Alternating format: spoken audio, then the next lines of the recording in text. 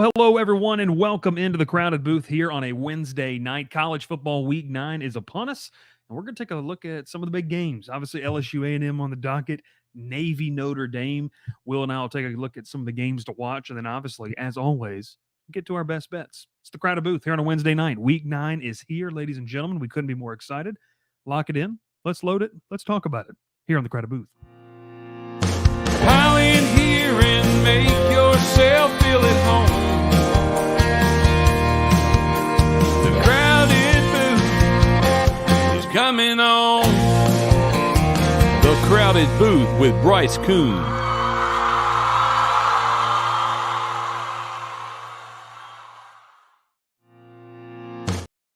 No, I'm just kidding. We're not going to listen to that again. Sometimes I don't hit the loop button off, and it's what results in happening. But hey, welcome in the crowded booth. My name is Bryce Coon alongside Will Manis. Will, week 9 is here. Ralph is not here.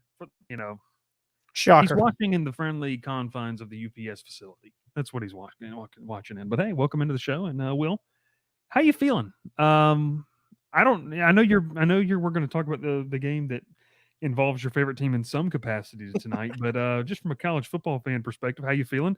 How's your week been so far?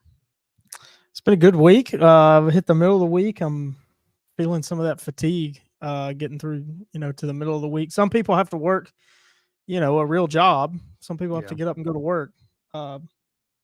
And I'm new to that too. So having to learn that. But as far as college football goes, sneaky good slate, I think. Definitely not what you expected probably at the start of the year. You didn't think this week 9 slate was going to be so good, but it's a really good slate. Yeah, speaking of that week 9 slate, what about our Hootie Who? The Kennesaw State Owls tied with Liberty, I believe, at halftime, 14-14. 14-14. I need more defense in the second half.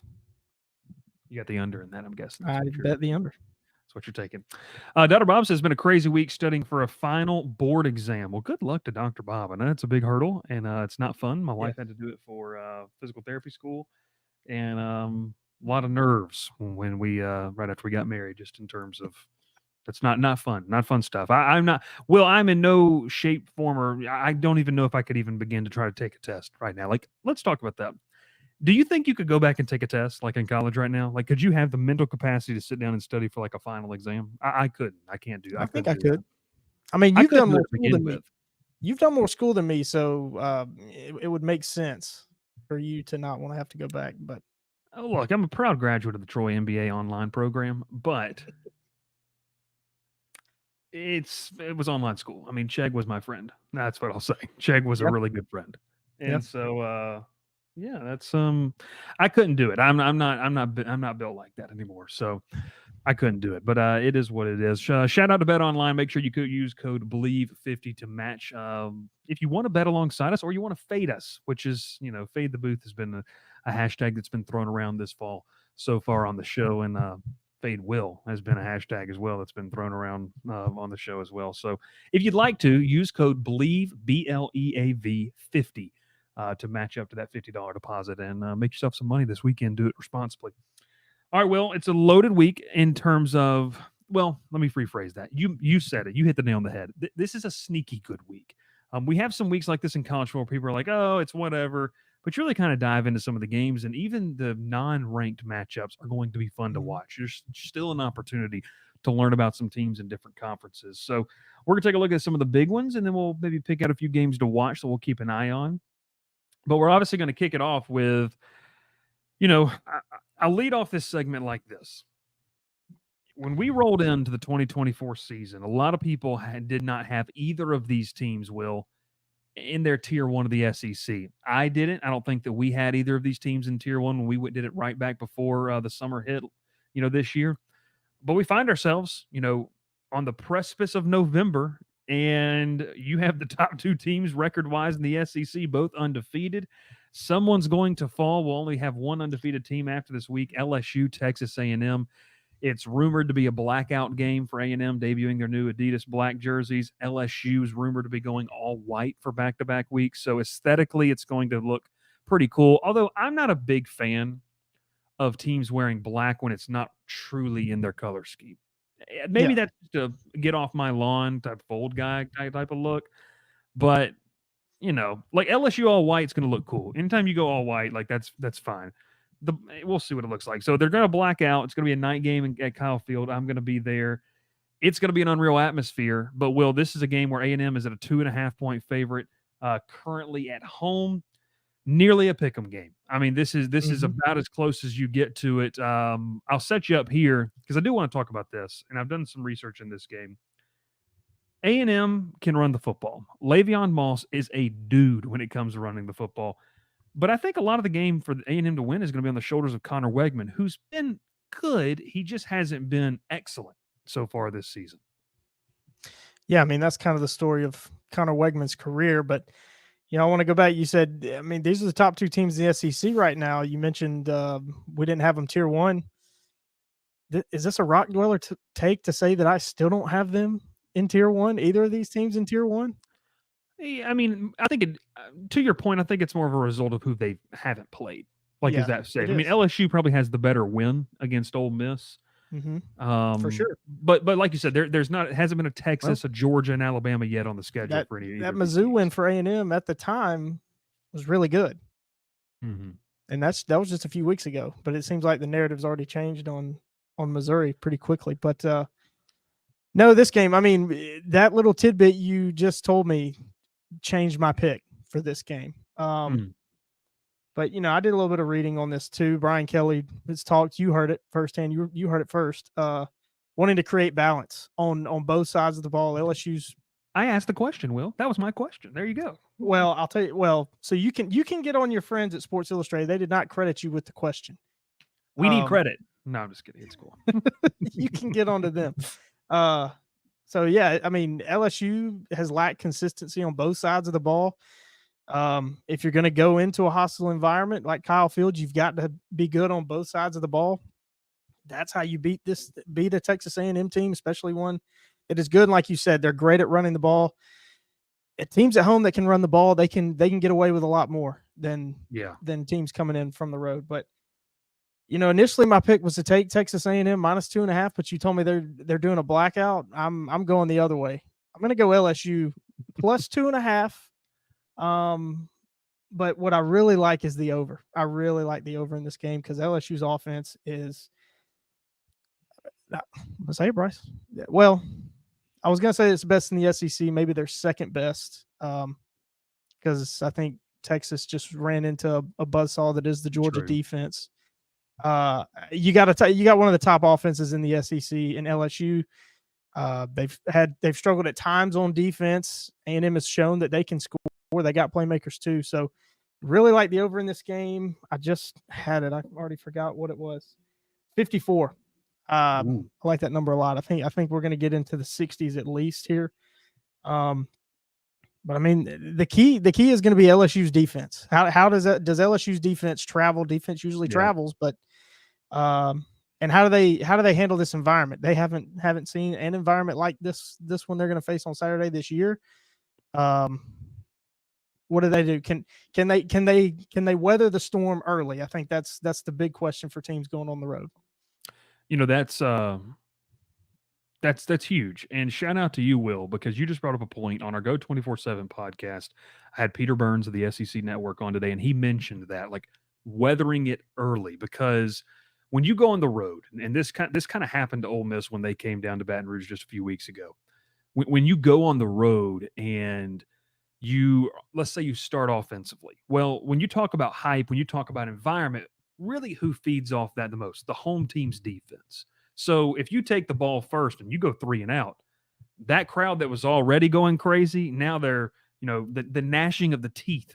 Don't you hear that in Revelation somewhere? The gnashing of the teeth, is what you start to get a little feel of. So to me, if LSU does take the ball first, which LSU fans hate it, Brian Kelly elects to receive like almost every single time.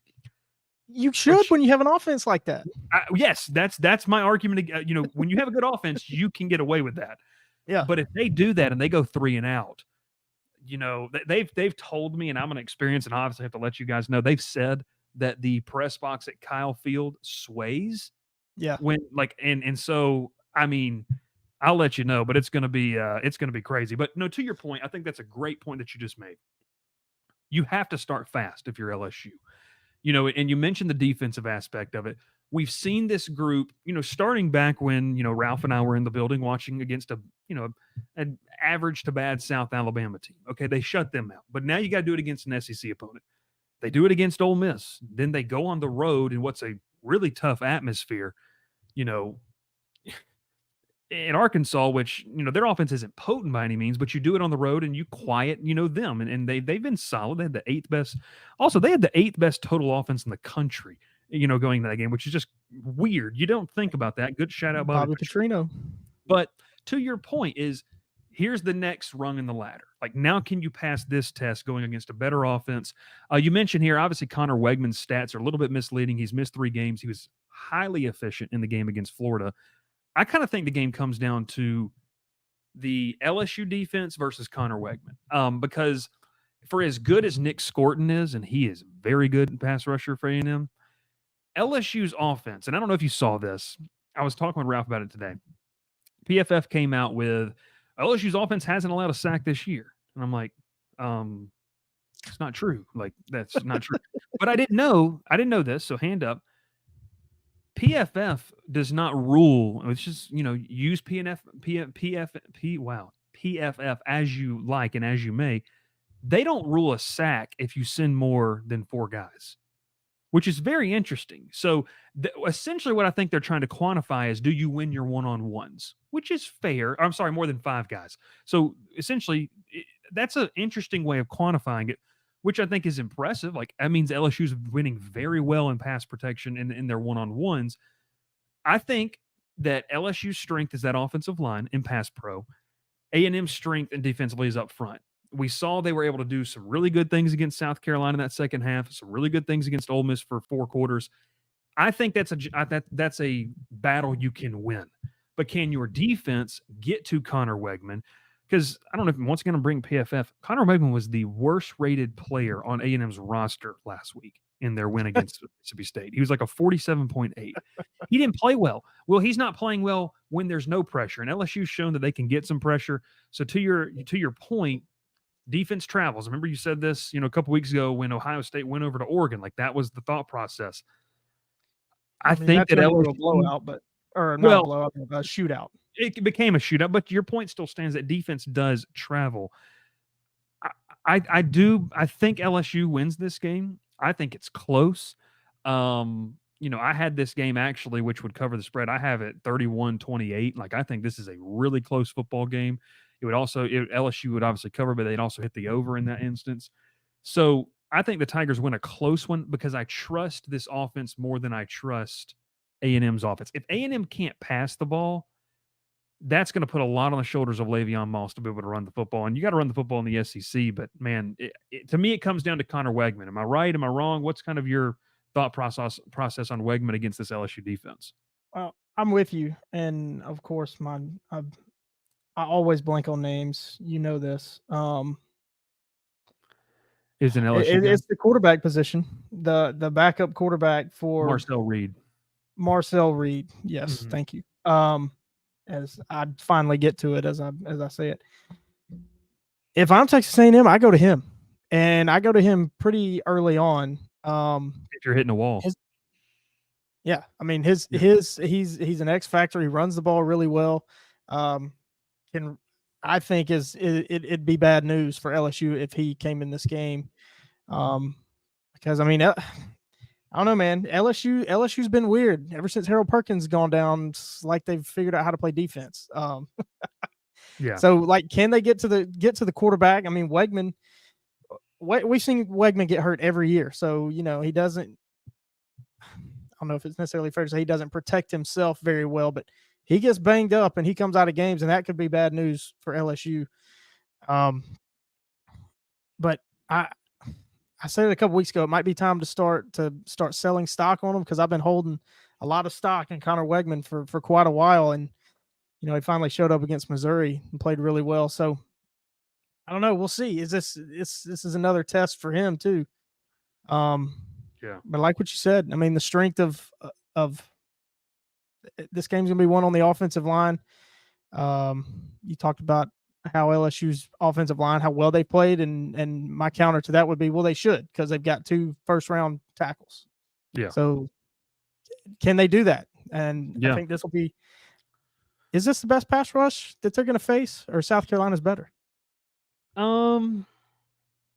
We were talking about that last night with some of the media members because when you look at LSU's schedule, I mean, they have played South Carolina, who might have the best collective front in terms of NFL. Like Dylan Stewart's going to be a top 5 pick, probably. Mhm. Yep. Kyle Kennard has played his way into a fringe first round pick this year. Tonka Hemingway is a solid, middle rounds guy in terms of that. I think there's some star power on that Ole Miss front seven, but they just didn't really play well. I mean, LSU neutralized them, and that's kind of the conversation that we've been having around the building. Is LSU's strength is such a strength that it's neutralizing these other pass rushers, and I think that's just kind of like it's something LSU fans are going to miss next year. I will say that. I don't think you realize how much you're going to miss having 2 first round talents at tackle next season when you suit up. So I like LSU. I think we're both kind of sitting in the same spot. Very close game, and like we said, I mean the magnitude of this game. You look ahead.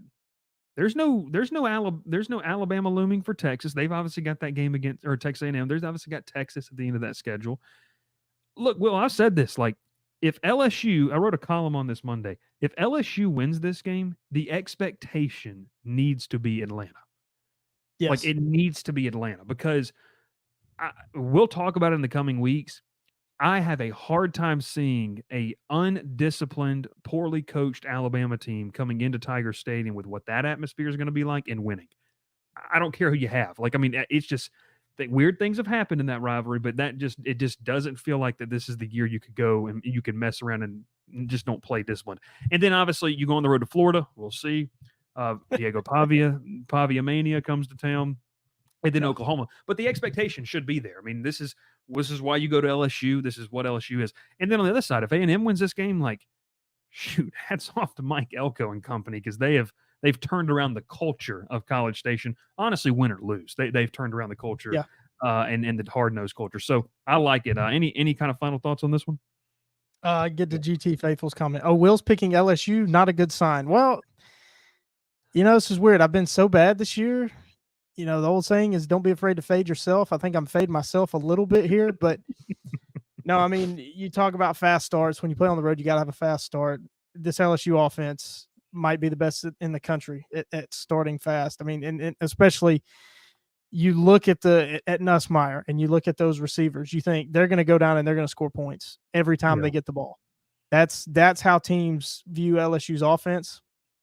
So I think they can, like I say, this game might be won in the first quarter. I trust Nussmeier over Wegman. I mean, I think that's just what it comes down to. We could show up on Monday night and I'm completely wrong, but I right now with the data points we have, I trust him to go win a football game over Connor Wegman right now. Dr. Bob says, and we'll throw them into the fiery furnace. In that place, there will be weeping and gnashing of teeth. Matthew 13:42. Gnashing of teeth is not revelation, but rather the gospel of Matthew. Dr. Bob, we appreciate that. Is the good Christian man you are. Will's a UGA fan anyway. Jonesy said no one expected to be a top 15 matchup at the beginning of the year. You're exactly right. And now we're playing, for essentially a pretty clear runway to the SEC title game. And honestly, too, you might punch your ticket to the playoff with a win here. Like, unless you have some type of catastrophic breakdown, which assuming you win this game, you would say, okay, you should be able to take care of, some other teams on your schedule. You should be able to be in the playoff with a win here, either team. It's LSU A&M. All right, Will, it's time. I think you've been begging to talk about this team all year in some capacity. So let's take a look at the team of the year. Maybe not. Army's up there too. Notre Dame Navy. Notre Dame comes in as 13-point favorites per Bet Online. Look, we can talk what we want to talk about with Navy. I was watching a interview with Blake Horvath, the quarterback of Navy, who has been very, very good this season. Not as good, I think, as Bryson Daly has been, but he's been very effective. He talked about our guy, Drew Cronick, and his innovation of this offense and what they've been able to do and how it has guys excited that it's not just – and I don't think he was trying to downplay the triple option, but he said it brings new excitement and new energy into, the military academies that can't really afford the players to run the spread or the power or, multiple type of offensive fronts. So, I'm excited to watch this game. I'm going to keep an eye on this one. Navy, Notre Dame. This is also, Will, a de facto playoff game in October. I mean, Navy, Yeah, if you for really both want to be teams. taking consideration here, win the football game. Notre Dame, if you lose this, you might be out. Yeah, I mean, this is. I've been waiting for this game for a couple weeks. This is going to be a ton of fun. Notre Dame goes on the road to Navy, which is odd, but this is one of those old school rivalries. These two teams been playing for 100 years. And Navy is fun to watch. If you have not watched Navy, watch this game. Watch this game. I mean, this you're probably going to be very confused watching Navy the first quarter, but after a couple drives, you'll see because they do a lot of different things.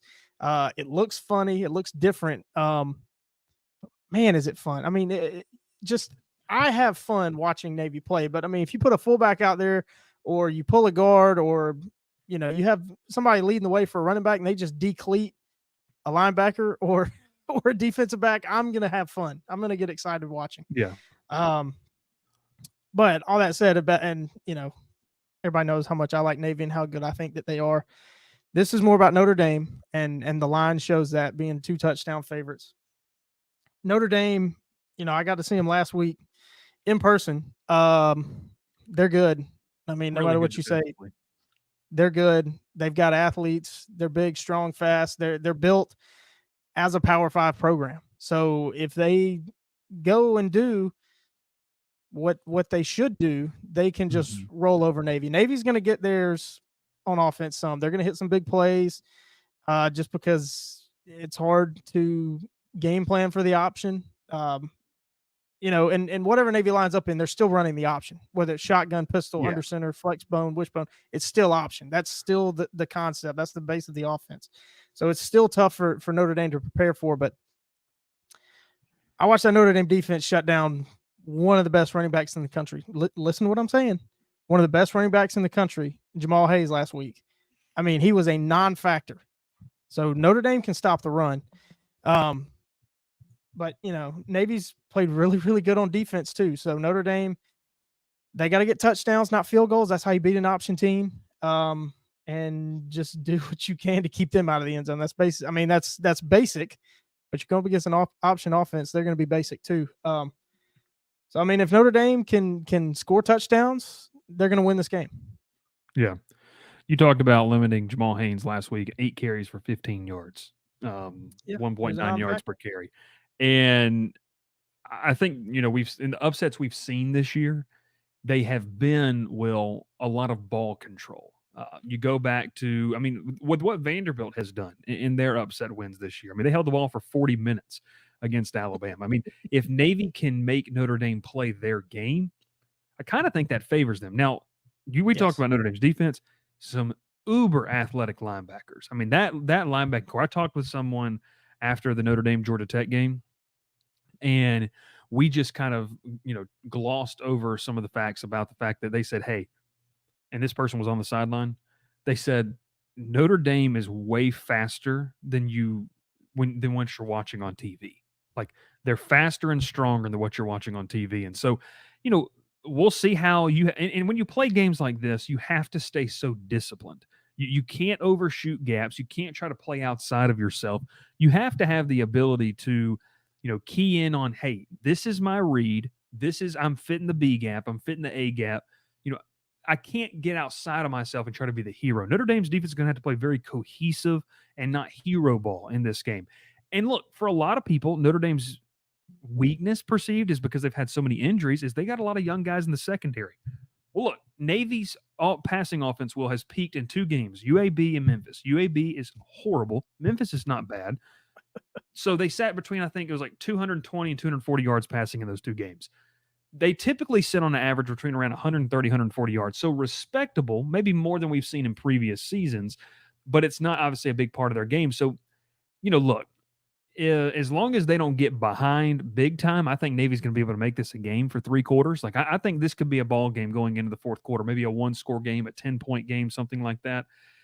I'm really intrigued to see how Navy's defense plays, because it's a step up. Riley Leonard, Big although step it up. hasn't been flashy, it has been effective, and they're just winning games. And I kind of feel like if Notre Dame wins this one, a lot of people are not going to talk about Notre Dame because they don't have the pizzazz in terms of what we have been able to see, just in terms of the SEC matchups or the Big Ten matchups or ACC or Big 12, because they're not playing in a conference. So we're kind of not really going to hear about them, but kind of think Riley Leonard's kind of lurking here because he's getting more healthy. He's getting more comfortable with Mike Denbrock's offense. Jeremiah Love and the other running back they have, it's a three-headed monster that they'll be able to run the football. I like Notre Dame in this game, but I'm actually going to take Navy to cover. I think Navy's going to surprise people. I think this could be a low-scoring game. What's the over-under on this? I've got Bet Online pulled up here, I've so got it let's up. see. It is 51. Ooh. I'll take the over. Yeah, no, I mean, last time I took a Navy under, I got burned. So, but Will, would it surprise you to see Navy come out here and put up 30? Like, would that? I think that'd surprise everybody. Maybe to me it would, because I don't know. I mean, I've watched nearly every Navy game. It would not surprise me if they came out and scored 30. I mean, this offense is explosive, and you haven't been able to say that about a service academy in a long time. It's explosive. You talked about Horvath. He's playing great quarterback. I mean, they're hitting 40, 50-yard touchdowns every week. I mean, they're busting big plays through the air too. I mean, it's going to come down to turnovers. I mean, these are two top 30 teams in the country in turnover margin. Notre Dame is +4. Navy is second in the country at +12. Yeah. It's going to play a factor. I mean, Yeah. if Navy, I really see, it ain't rocket science. LOL, they're not throwing the ball like that versus this Irish. No, I don't think so. That's what I don't think they. I think they are. You think I think they are. I think you'll be surprised. I think you'll be very surprised. They may not be able to do it for 4 quarters, but I think in the first half, I think that that's how I feel about this Navy offense and Drew Cronick. I think they can do it, but it's going to be turnovers. I mean, if Navy keeps playing their games, like you said, they've got to make Notre Dame play their game. And there is a path that they can win this. I mean, that's why it's only a 2-touchdown spread. No, there's a path they can win it. I think that the issue that a lot of people have, and maybe where Vegas is leaning towards that full 2 touchdowns, and I'll be surprised if where this ends. Is this end? Does it push to 13.5? Does it push to 14, 14.5, something like that? Is Navy hasn't played anybody with the depth offensively Notre Dame has. And I think that's the big concern that's why I'm picking Notre Dame to win this game. But I definitely think, because I don't know, I kind of think Notre Dame is a team that is just going to keep sliding through. They might finish 11-1, but nobody's really talking about it. I like it. Navy struggles, though. When you look, they struggle to stop the run. And if Notre Dame just controls the tempo like that, it could get ugly. But I don't know. I think maybe Navy also hasn't played a team that can lean on them like Notre Dame's going to be able to. That's true. But like I said, if Navy plays their game, that Notre Dame offense is not going to be on the field very much. Which you think maybe you get the under, but Notre Dame will react and try to hit big plays to score to keep up because they're not going to get as many possessions. It's a hard game to try to predict what's going to happen because Navy is so much different. We've never seen an Army or Navy play the way they're playing this year. So it's hard to kind of predict what they're going to do because Navy, I could also see them going back, to what they've done the last 100 years and just run the option and try to hold the ball for 40 minutes. I wanted to talk about this because, hey, we do have some new subscribers to the channel over the past week. A lot of Notre Dame fans making their way over to the Crowded Booth. We appreciate you. It ain't rocket science says maybe the first quarter, but Al Golden. Blast from the past name if you're just a casual college football game, by the way. Al Golden will adjust and the Irish defense clamps down like an anaconda as the game progresses. A lot like they did against Georgia Tech last week. I mean, that's very, very similar there, rocket science. I will counter that, though. Navy's got a better passing game than Georgia Tech right now. Without Haynes King, Navy's passing game is much better. So Al Golden was asked this week. He goes essentially on what has changed in this version of the Navy offense, because that's what everyone wants to know, right? Like, what's different? What's the key to success? he said, honestly, there's still a lot that you can carry over. Obviously, when they're in the gun, it's a different sort of attack. There's some different options, but it's still the basic tenets of the terms. Like, how do you attack the quarterback? How do you fill that alley? How do you leverage the pitch? Everything still applies. They're just doing it in different shapes and different forms. So I think kind of to what you're saying, Will, is that it's different but the same. They're just doing it. And that was one thing. Look, when I was at Mercer, like we talked about that all the time. Like we asked Coach Cronin, hey, why is this going to be straight triple option? Better watch, old school triple the veer. Like, what are we watching here? And he said, no, it's different. It's different. So, and Rocket Science says, and they haven't played anyone of the Pulse of the Memphis different project. It really is. And I think that's where we kind of, met there saying Notre Dame could probably lean on them. So I'm going to take Notre Dame to win. I think Navy's going to cover. I just got a sneaky feeling. I like Notre Dame this year. I think they're a solid football team. I really love Riley Leonard. I like Mike Denbrock. I'm gonna go with an ugly, nasty game, Will, and I'm gonna fade you publicly. I'm gonna take the under. I'm gonna go like, what'd you say it was at 51? 51. I hope my math's right here. Give me Notre Dame 30, Navy 17. That's a push. That's a push. So give me a push. Give me a push. 30-17. I'm thinking Notre Dame. Yeah, I can't. I'm going to take the over. And I'm going to take Navy plus 13. I don't have a score necessarily, but well, you don't have to have one. I was just throwing that out there so I could rationalize my point, but I can't do math. So it's like it ain't rocket science. Just said it's so hard to predict because part of me says Notre Dame is going to stay explosive and they're going to be able to hit some big plays. But the other part of me is saying, no, Navy's game plan is going to try to keep Notre Dame's offense off the field and just try to be methodical and slow and play and try to shorten the game. Yeah. I like it. I don't know. I'll take them plus 13 though. Notre Dame says Tulane and Navy play for the Trident Trophy, one of the coolest trophies in college football. That's a made up stat. First off, it's a made up stat. I've got to see a picture of this. It doesn't exist.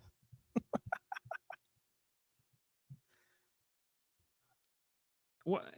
I can't find a picture of it anywhere. It's like I said, it doesn't exist. Wait 1 second. Here we go. Okay, here's this trophy. Is this it, Dr. Bob? Let's go here real quick. I'm trying to pull it up too. I found this picture. Is this it? All I see is a trident. Yeah, that's the same thing that I see.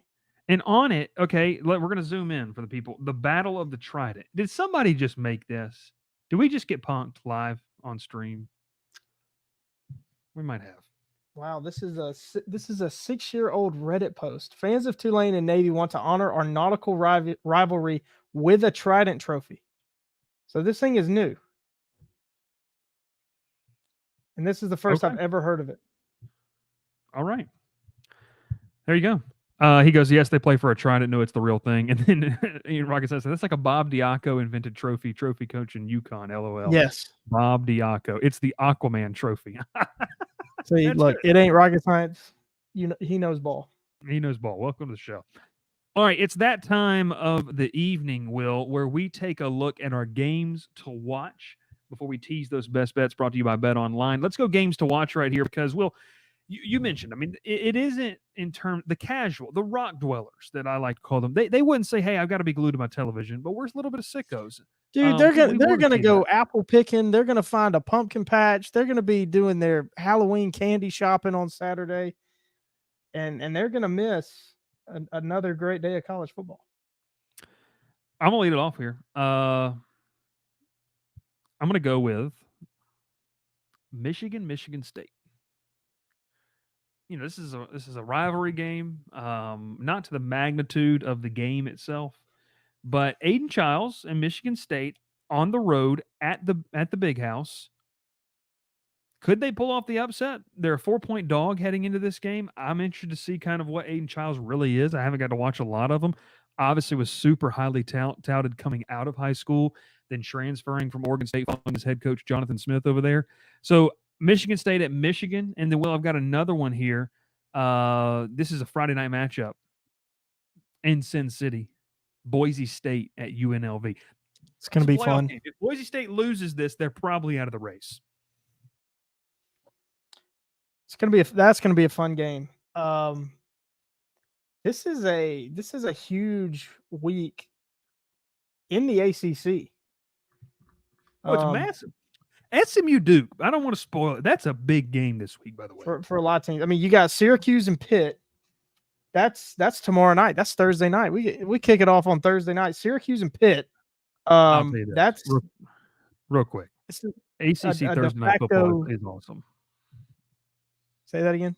ACC Thursday night football is awesome. I love that's one thing they do. I love Thursday night football. The ACC. Anyways. This is like a playoff game for the ACC title because that has not been set yet. Nowhere near. A loss for either one of these teams knocks them out. Syracuse probably already out. Pitt loses, they're not making the ACC title game. And then Friday night, Louisville and Boston College. And then you get the snoozer up in Blacksburg, Georgia Tech, a 10-point dog to Virginia Tech. I mean, honestly, I'm more excited about, other than LSU-Texas A&M, I'm more excited to see the ACC games. Okay, see a line that's confusing me. Alabama is a 17-point favorite at home against Missouri. Yeah, 17? I saw that. I don't know. That's what I said. Is everybody selling their Missouri stock because they should have lost to Auburn, and rightfully so. They probably should have. Also, can Vanderbilt continue their dominance against Texas? What are they? What I said the other night? They're like 8-2-1. All time. With the last game being like in pre World War II. Last time they played was 1928. Jesus Christ! Literally, Depression was 29, so literally pre-Depression. Dear Lord. But I wanted to say something real quick about that ACC. Will you have listen to this? The undefeated teams in ACC play: Clemson, Miami, SMU, Pitt. There's 4. 1-loss teams in the ACC: Duke, Syracuse, Virginia Tech. I mean, you've got 8 teams that are vying for 2 spots in Charlotte. ACC race is going to be crazy. Alex says that Brady Cook is most likely out on Saturday. I'm gonna look at that. Do we have a loser gets fired game in Jonesboro? Troy at Arkansas State. Well, if Ralph was is that a loser gets fired game for a first year head coach and a second year head coach? Brady Cook was listed as doubtful tonight, by the way. Okay, that would explain the line. Oh, UL Monroe is a 7.5-point dog at South Alabama on Saturday. Telling you, there's a lot of good matchups. Don't turn your nose up at the Sun Belt. Arkansas, Mississippi State, really want Arkansas to win that game. Just because I think Arkansas is only a 6.5-point favorite on the road to Mississippi State. Oh, we didn't talk about this. The number 1 team in the country, Alex says, Illinois, Oregon. Is Brett Bielema for real? Well, I feel like you're kind of guy that you like watching some Brett Bielema style football. I mean, he's gone to a spread, like a power spread offense. So I'm not as thrilled. But no, them having to go on the road for this game does not do them any favors at all. I mean, I think Illinois is a good team, but they're not like a playoff team. Yeah, I mean, I think they could challenge for a really good bowl game this year. Yes, they can. I mean, and having to get up like this, I mean, we know Michigan's not good, but you still got to get up for them. And then to turn around and have to get up and travel all the way to Oregon and get up for this Oregon game. That's asking a lot. Well, you know what? I mean, I thought that would be an issue for UCLA last week, and they just came across the country and beat Rutgers outright. So that says more about Rutgers than it does UCLA. That's so pitiful. Fire Greg Schiano into the sun. That is unbelievable. Oh my gosh. This is like breaking news 27 minutes ago. Grayson McCall is retiring mid-season. I threw in the Discord, yeah. Concussion. I didn't see it. You want some more breaking news? Colin Lacey, the big transfer receiver for Louisville, opts out of the season. Yeah. So remember, he was hurt to begin the season. Only played in 4 games. Preserves his redshirt year. Crazy time in college football. That's a good reason for you to subscribe to the channel right now if you're watching live. We got almost 80 people watching this live. People watch obviously after the fact as well because we talk college football year round, and it's a year-round sport. You know what I'm going Alex, to is that say? 2020 Coastal team was so awesome. Yet, dude, that 2020 Coastal BYU game fed families. That was great. What are you gonna say, Will? Wide receiver goes in the portal. You know what I'm about to say. Auburn. Learn the creed, Colin Lacey. You got to have a quarterback. Got one. He's a 5-star. After all these Alabama fans have been saying for months, he's not a 5-star. He's a 5-star now. Oh, First God. ever Auburn commit to get a bump in recruiting rankings. That's probably true. After they committed to Auburn. Hey, how about speaking of recruiting and rating bumps, how about that tight end flips to Alabama and gets bumped 235 spots? Marshall Pritchett. What is that about? We might have him on the show. We might have him on the show to talk about it. I'm telling you, anti-Auburn agenda. I'm telling you. Looking at that college football schedule, SMU Duke's game that I'm going to have on the computer while I'm at Kyle Field. Yeah. That's gonna be a fun one. Is there any way, Will, that Wisconsin could sneak up on Penn State at home? A night game in Madison. Any chance for an upset watch there? I hope so. Penn State just a 6.5 point favorite on the road. I hope so. I need Penn State to lose 3 games. Not looking good.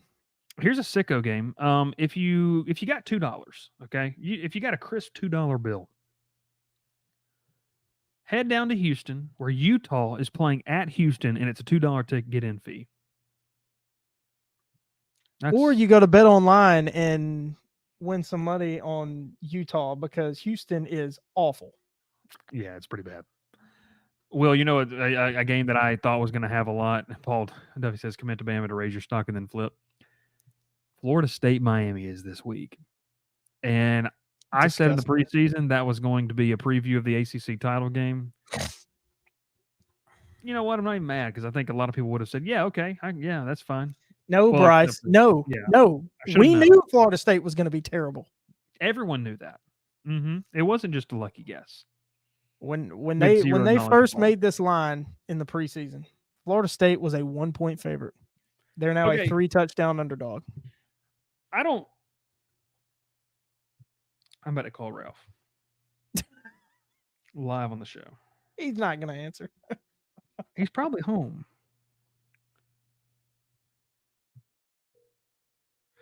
Can you hear the phone ringing or no? Hey. No. Hey, is your give me 1 second. Well, I'm going to mute myself so I don't.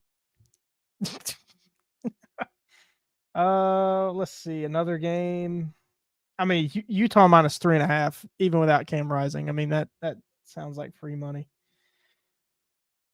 I think we might have covered just about every. Kansas State. What do they call it? Sunflower State game. Sunflower Showdown, whatever it is. Sunflower Showdown. Rivalry game. You ready for best bet? I mean, if you're a sicko like me and Ralph, because I know Ralph will be up, he's probably going to bet the game. Nevada and Hawaii is a pick 'em. Kicks off at midnight.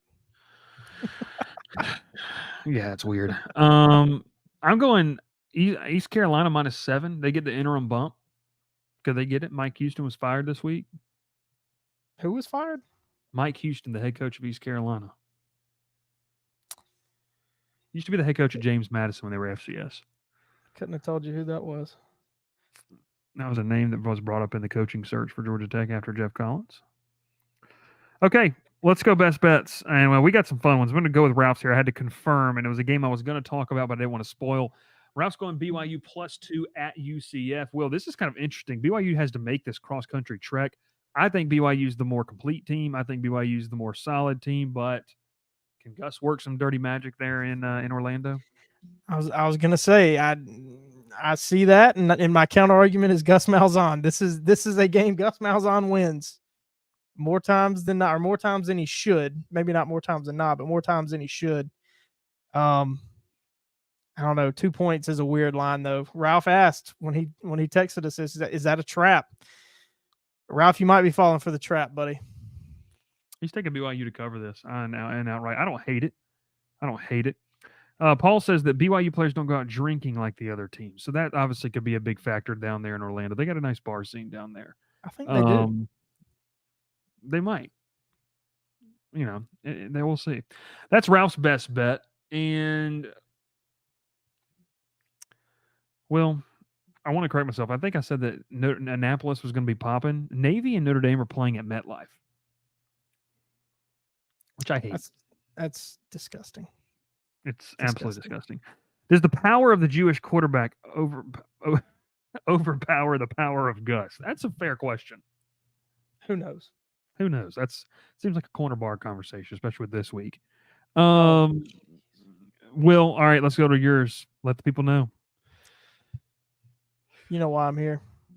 Kentucky minus 2.5. Auburn is. I don't even know what to say. I think Kentucky's the better team on paper. Even though Bryce and I have been arguing all year since Bryce picked Kentucky to finish ahead of Auburn in the SEC. If you watched a couple weeks ago, I had to issue a public apology to Bryce because Auburn is not good. I think Kentucky's offensive line is still really, really good. It's going to give Auburn's defensive line fits. I don't know that Auburn is going to be able to generate any pressure on Brock Vandagriff. And, Auburn finds ways to lose games and the emotional hedge. I can't lose because either Kentucky wins and covers this game and I win my best bet, or Auburn beats them. And I'm happy either way. But at this point, is winning a best bet for you? I mean, is it enough? Like, that's my question. I'm not saying you can't come back, but I'm also saying that the odds are slim to none that you do. Yeah, I don't know that I can come back anyway. So, it's just, I don't know. I don't know. I'm just interested to see how Auburn finds a way to lose another game. What if Kentucky wins by 2? Yeah, that I already said this: Kentucky 19, Auburn 17. That's been my luck all year. You saw Auburn blows the game against Missouri and they win by 4, so I get a push. Like, I can't win. Yeah, I can't win. Kentucky wins 3-2. If Auburn is involved in two lowest scoring games in SEC history, probably all time. Hang it in the Louvre. You know how many people think that it's pronounced Lavore? Yeah. They just assume that. It's a rock dweller. That's what that is. All right, we'll go to my best bet here. I'm staying inside the SEC. I'm getting a little frisky with it. Ole Miss coming off a bye week, well rested. I'm going minus 20 against Oklahoma. Jackson Arnold's getting the start. I'm about to talk myself out of this one halfway through going to it, but I'm going to stick with it. Ole Miss minus 20. I think the Rebels, look, they played 7 straight games, and they were fatigued. A lot of emotional games they had to play, especially 3 in concession. They have had Kentucky at South Carolina, which they won handily, but it's going on the road, and they play LSU. They rest, they reflect, and I kind of feel like this is going to be, they feel like they can still make the playoff. I don't think they can, but they feel like they can. And so you got to win out, and this is the first step. So I think this is an opportunity to make a statement. I think Ole Miss does. And really kind of what we saw to South Carolina last week offensively against Oklahoma. I know Oklahoma made some bad offensive plays, but I'm taking the Rebels minus 20. It's a frisky one, but I need a big win. I need a big win in the win column here. So that's this one. Where did Lane spend his bye week? I think he went to a Taylor Swift concert. Did he go to Gainesville?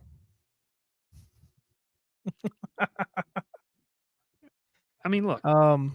Gavin, no, Colin Lacey is not a fraud. He is learning the creed as we speak. It's a business decision. That's what it is. It's a business decision. Simple as that. Simple as that. It's crowd a booth. That's what we're talking about each and every single week, college football. Show schedule for the rest of the week. Tomorrow night we'll be live 7:30 Central, 8:30 Eastern to talk the Tecmo Bowl, Georgia Tech, Virginia Tech.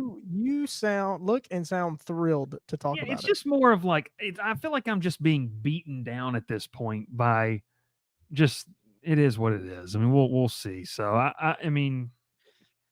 can Georgia Tech win this game? Yes. Now, here's a true statement real quick before we get out of here. Gavin Hart says, rah-rah knows the creed. Rah-rah Thomas has been on campus. We've been told it's a likely scenario that he could I was actually told last week it's a likely scenario that he at Auburn is his next school of choice. So we'll see. Alex says instead of the Tech Bowl, let's call it the Brent Bowl. Brent Pry against Brent Key. Zach Pyron probably going to get the start in this one. So how healthy is he? How could you say that? You don't know Haynes King's status. I don't know. You're exactly right. There's only one man that knows his status, and it's not Haynes King. And Haynes King doesn't even know what his status is, per the head man at Georgia Tech. So only Brent Key knows. Brent Key knows all, and he's all knowing. And I think that's the biggest takeaway that we've been able to get. So I feel like the pregame commentary is pretty much the same. Hide your papers. If you're in the locker room, hide your papers.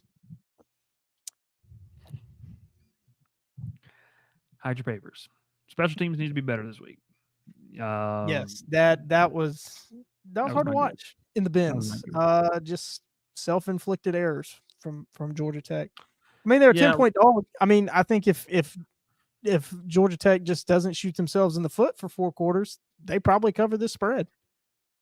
But to win it, man, you gotta stop Drones and Tootin. I mean, those two guys. He only averages 4 yards a carry. Well, doesn't matter. I think Pyron getting reps is more important than for Tech's future. The kid's a game with his arm. No, he's got a good arm. I mean, Zach Pyron's a good quarterback. It's just more of just. I actually thought he played well. Paul says Tootin. Yeah, Bayron Tootin. That kid is ridiculous. And you've got to make sure. I concur on Pyron. I think he played about as good of a game as you could have asked against Notre Dame. Big question is, are we on Aaron Philo watch in Blacksburg? I mean, that's a big question. We'll see. So who knows? It's Crowded Booth. We'll see you tomorrow night, 7:30, 8:30 Eastern, as we talk Georgia Tech, Virginia Tech, and then obviously we'll see how travel allows. Probably won't do anything on Sunday night, but Monday we'll get back in action, talking a little college football there as well. So it's going to be fun. It's going to be a lot of fun. Hope you tune in. Hope you talk with us. College football is a lot of fun. Make sure you subscribe to the channel. If you're listening on the podcast form, we appreciate that. All over the Believe Network as well. Will Manis, my name is Bryce Kuhn. We'll see you next time here on the Crowded Booth. Pile in here and make yourself feel at home. The Crowded Booth is coming on. The Crowded Booth with Bryce Kuhn.